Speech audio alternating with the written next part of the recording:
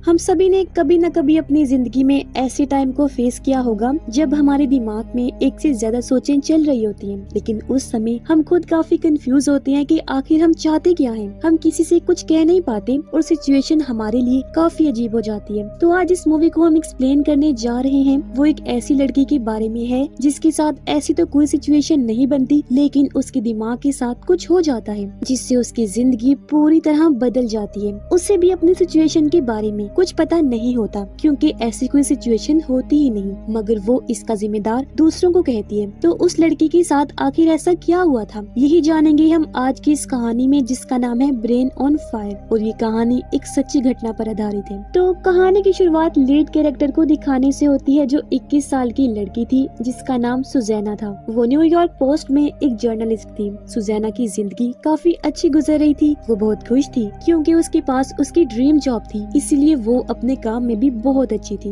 सुजैना अपनी जॉब पर थी जहाँ तभी उसके बॉयफ्रेंड का मैसेज आता है जिसका नाम स्टीफन था। स्टीफन एक म्यूजिशियन था और म्यूजिक स्टोर में काम किया करता था, जहाँ ही पहली बार सुजैना से उसकी मुलाकात हुई थी। अब काम खत्म करने के बाद सुजैना अपने घर पहुंची, जहाँ पर स्टीफन भी आ जाता है क्योंकि आज सुजैना का बर्थडे था और स्टीफन पहली बार उसके मॉम डैड से मिलने वाला था। सुजैना की मॉम डैड का डिवोर्स हो गया था, इसलिए वो दोनों एक दूसरे से अलग अलग किसी और के साथ रहते थे। सुजैना की बर्थडे पार्टी थी, सब लोग एंजॉय कर रहे थे। सुजैना केक कट करने ही वाली थी कि अचानक वो रुक जाती है क्योंकि उसके आसपास की सभी आवाजें फेड हो गई थी और उसके कानों में अजीब तरह की आवाजें गूंजने लगती हैं। लेकिन अगले ही पल वो अपने सेंसेस में वापस आ जाती है और ये लोग केक कट करते हैं। मगर इसके बाद सुजैना को काफी अजीब लगने लगा। अगले दिन सुजैना जब काम पर थी तो उसका बॉस कहता है कि तुम्हें सेनेटर्स का इंटरव्यू लेना है। वो ये बातें सुजैना को बता ही रहा था कि एक बार फिर उसके साथ वही सब होने लगता है। आवाजें फेड हो गई, कानों में अजीब तरह की आवाजें गूंजने लगती हैं, मगर वो जैसे तैसे खुद को संभाल कर वापिस अपनी सीट पर आकर बैठ जाती है। सुजैना काम से जब घर जा रही थी तो ट्रेन में भी उसके साथ वही सब होने लगता है।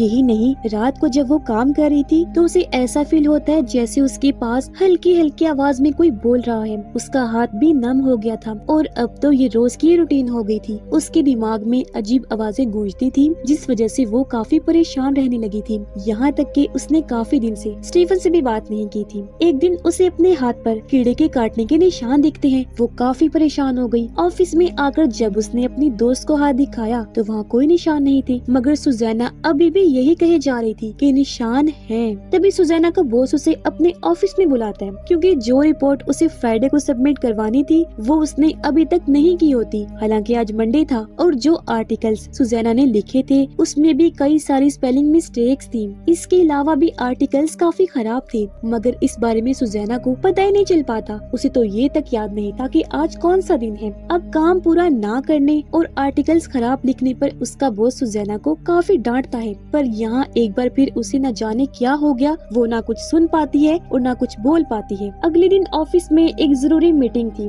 जहाँ भी सुजैना लेट पहुँचती है। यहाँ उसका बॉस सुजैना को सेनेटर्स के साथ इंटरव्यू के बारे में याद दिलाता है क्योंकि उसे तो इस बारे में कुछ याद ही नहीं था, जबकि वो ऐसे शो करवाती है कि मुझे सब याद है। और अब वो एक और गलती कर देती है, मीटिंग को बीच में ही छोड़ के चली जाती है। वो अपने डेस्क के नीचे बैठकर स्टीफन को कॉल करती है। जो कुछ भी उसके साथ हो रहा था वो सब के बारे में स्टीफन को बताती है, मगर वो इस पर ध्यान नहीं देता क्योंकि उसे लग रहा था कि ये सुजैना का वहम होगा या फिर उसकी तबीयत ठीक नहीं होगी। मगर अब सुजैना डॉक्टर के पास जाती है और उसे अपनी पूरी सिचुएशन के बारे में बताती है, जो कुछ भी वो एक्सपीरियंस कर रही थी। वो यहाँ भी अपने हाथ पर कीड़े के काटने के निशान का जिक्र करती है। तब डॉक्टर उसे कहता है कि तुम फुल बॉडी टेस्ट करवा लो, जिस पर वो मान जाती है। दिन ब दिन सुजैना की हालत खराब होती जा रही थी। उसने अब खुद को घर में जैसे कैद कर लिया था। एक रात जब वो लेटी हुई थी तो उसे अपने दिमाग में पानी के टपकने की आवाजें सुनाई देती है। वो किचन की सिंक के पास जाती है चेक करने, क्योंकि उसे लग रहा था कि ये पानी की आवाजें यहीं से आ रही हैं, लेकिन ऐसा नहीं होता। तभी सुजैना के पास डॉक्टर की कॉल आती है जो उसे बताता है कि तुम्हारी फुल बॉडी की टेस्ट की रिपोर्ट आ गई है, जो पूरी तरह से नॉर्मल है।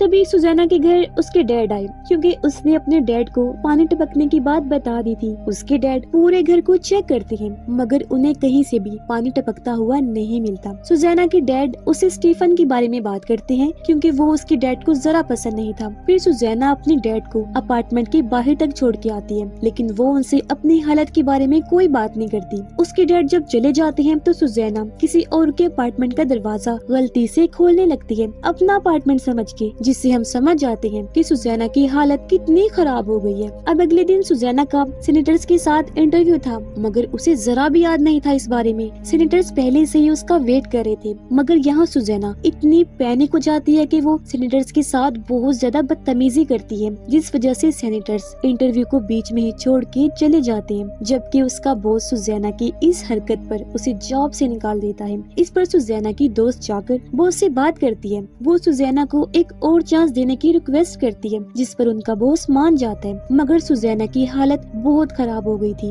अब तो उसे हर टाइम ही दिमाग में अजीब तरह की आवाजें आने लगती हैं और वो काफी वियर्ड बिहेव करने लगती है। एक रात सुजैना जब स्टीफन के साथ थी तो उसकी तबीयत बिगड़ने लगती है। स्टीफन परेशान हो गया, वो उसे तुरंत हॉस्पिटल लेकर जाता है, जिसके बाद सुजैना घर आ गई, जहाँ उससे मिलने उसके मॉम डैड भी आते हैं। सुजैना के डैड उस पर काफी गुस्सा करते हैं कि तुमने हमें पहले क्यों नहीं बताया अपनी तबीयत के बारे में। जिसके बाद उसके मॉम डैड डिसाइड करते हैं कि हमें कुछ दिन सुजैना को अपने साथ रखना चाहिए, इसीलिए उसकी मॉम सुजैना को अपने साथ ले जाती है और सुजैना अपनी मॉम के घर आ जाती है। एक दिन उसकी मॉम देखती है कि सुजैना पूल में पीठ के बल अजीब तरह से पानी में लेटी हुई है। उसकी ये हालत देखकर सुजैना की मॉम को काफी चिंता होने लगती है और वो उसे तुरंत पूल से बाहर निकालती है। ये लोग लंच कर रहे थे तो यहाँ भी सुजैना काफी अजीब बिहेव करने लगती है। वो अपनी इस हालत का जिम्मेदार बाकी चीजों को कह रही थी, जैसे स्टीफन, उसका बॉस, उसकी जॉब और वो शहर जहाँ वो रह रही थी, जिसके साथ ही सुजैना की तबीयत फिर से बिगड़ने लगती है। डॉक्टर बताते हैं कि सुजैना की ऐसी हालत बहुत ज्यादा ड्रिंक करने और काम के बर्डन की वजह से हुई है।